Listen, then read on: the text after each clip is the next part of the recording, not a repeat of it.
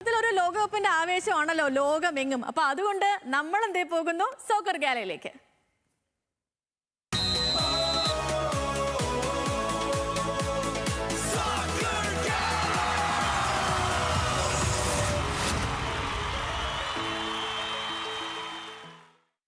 മൂന്ന് രാജ്യങ്ങൾ ആദ്യമായി ആതിഥേയരാകുന്ന ലോകകപ്പിന്റെ ഉദ്ഘാടന ചടങ്ങൊക്കെ ഇന്നലെ മെക്സിക്കൻ സംസ്കാരം വിളിച്ചോതുന്ന രീതിയിൽ നടന്നു.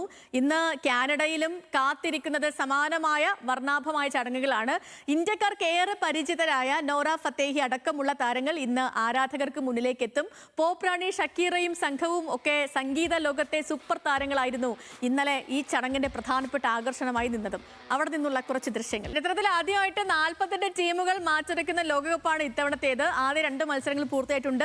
മെക്സിക്കോയും ദക്ഷിണ കൊറിയയും ജയം നേടി. ഇനി കാനഡയുടെയും ബോസ്നിയയുടെയൊക്കെ അവസരമാണ്. നാളെ ഒരു ദിവസം കൂടി കഴിഞ്ഞാൽ നമ്മുടെ സൂപ്പർ ടീമുകൾ ഒന്നൊന്നായിട്ട് വരാൻ പോവുകയാണ്. ബ്രസീൽ മറ്റന്നാൾ പുലർച്ചെ ഇറങ്ങും.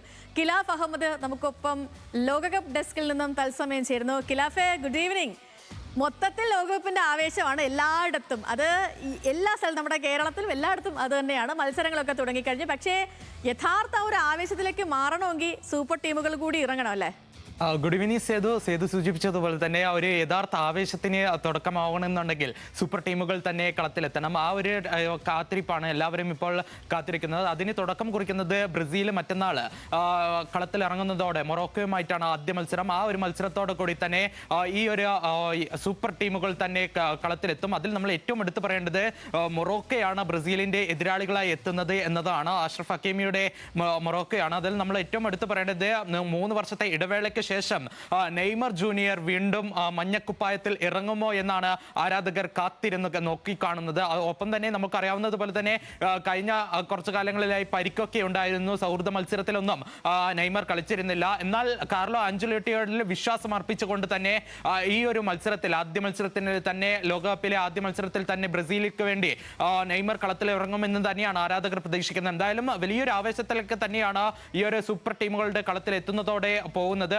ബ്രസീലിന് പിന്നാലെ തന്നെ സ്പെയിനും ജർമ്മനിയും നെതർലാൻഡ്സും പോർച്ചുഗലും അർജന്റീനയും അടക്കമുള്ള വമ്പൻ രാജ്യങ്ങൾ പിന്നാലെ വരുന്നുണ്ട്. നമുക്കറിയാവുന്നതുപോലെ തന്നെ ഇന്ന് 2 മത്സരങ്ങളാണ് കഴിഞ്ഞിരിക്കുന്നത്. ആ 2 മത്സരങ്ങളിൽ ഒന്ന് മെക്സിക്കോയും അതേപോലെ തന്നെ ദക്ഷിണ കൊറിയയും വിജയിക്കുകയും ചെയ്തു. ഇതിൽ മെക്സിക്കോയുടെ മത്സരത്തിൽ നമ്മൾ നോക്കുകയാണെങ്കിൽ ദക്ഷിണാഫ്രിക്കയ്ക്കെതിരെ എതിരില്ലാത്ത 2 ഗോളിനാണ് മെക്സിക്കോ വിജയിച്ചത്. അതിൽ ക്വിനോനെസിനാണ് ആദ്യ ഗോൾ, ലോകകപ്പിൽ 23ാം പതിപ്പിന്റെ ആദ്യ ഗോൾ നേടിയത്. പിന്നീട് നമ്മൾ നോക്കുകയാണെങ്കിൽ 3 ചുവപ്പ് കാർഡും കണ്ട് ഈ ഒരു മത്സരത്തിൽ വലിയൊരു റെക്കോർഡുകളുടെ പിറന്നിരുന്നു. ഒപ്പം നമ്മൾ നോക്കുകയാണെങ്കിൽ 17കാരൻ ഒരു മത്സരത്തിൽ അരങ്ങേറിയതോടെ മെക്സിക്കോയ്ക്കായി 62ാം മിനിറ്റിൽ 17കാരനായ മോറ അരങ്ങേറിയതോടെ ഒരു റെക്കോർഡ് കൂടി 96 വർഷം പഴക്കമുള്ള ഒരു റെക്കോർഡ് കൂടി തകർന്നു. മെക്സിക്കൻകായി ഏറ്റവും പ്രായം കുറഞ്ഞ താരമായിട്ടാണ് മോറ അരങ്ങേറിയത്. അതിൽ താരത്തിന് വയസ്സെന്ന് പറയുന്നത് 17ആണ്. ഇതിനു മുൻപ് എന്ന് പറയുന്നത് 1930, അതായത് പ്രഥമ ഫിഫ ലോകകപ്പിൽ അന്ന് കളിച്ച റോസാസിന്റെ റെക്കോർഡാണ് മോറ തകർത്തത്. പിന്നാലെ ഇന്ന് പുലർച്ചെ നടന്ന മത്സരത്തിൽ ദക്ഷിണ കൊറിയ 1 ഗോളിൽ നിന്ന് പിന്നിൽ നിന്ന ശേഷം പിന്നീട് ചെക്കിനെതിരെ 1 ഗോളിന് നിന്ന് പിന്നിൽ നിന്ന ശേഷം പിന്നീട് 2 ഗോളുകൾ തിരിച്ചടിച്ച് ഒരു പൊരുതി തന്നെ ഒരു വിജയം കുറിച്ചിരിക്കുകയാണ്. എന്തായാലും ആദ്യ ഉദ്ഘാടന ചടങ്ങ് ഇന്നലെ മെക്സിക്കോ സിറ്റി സ്റ്റേഡിയത്തിൽ നടന്നു.